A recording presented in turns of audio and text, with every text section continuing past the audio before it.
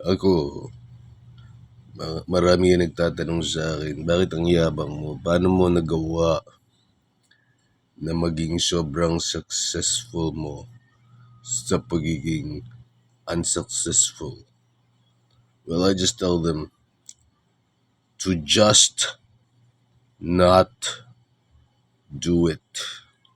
Don't do it. Ang ibig ko lang sabihin it's okay kung kaya mong gawin. Utusan ka ng boss mo? No. I'm tired. Uwi na ako. Time in, time out. That's it. Just don't do it. Di ba? Ano kung maputulan ka ng kuryente? Pwede ka na magpaypay. Ano kung maputulan ka ng bills?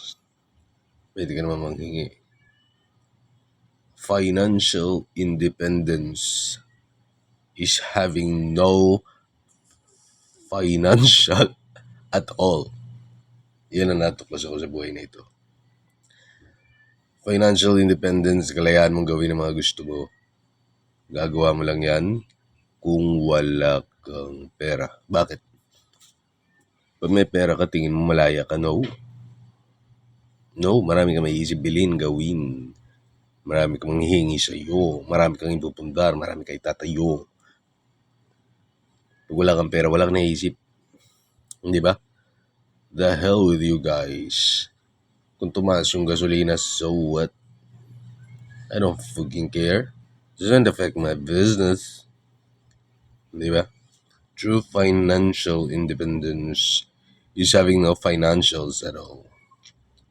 Puta, pag mayaman ka, babayad ka ba accountant, babayad ka lawyer, punta ka sa mga banks, putangin ng mga bank mo yan, kung ano mga gagawin mo, kung saan mo ilalagay mga pera mo, bibili ka ng mga kahadiyero, isi-secure mo, shit. Marami kang properties, marami kang gold, babantayan mo pa yan, putang inang yan. If you have no financials, wala kang babantayan. Di ba? Walang valuable sa'yo. Except your time.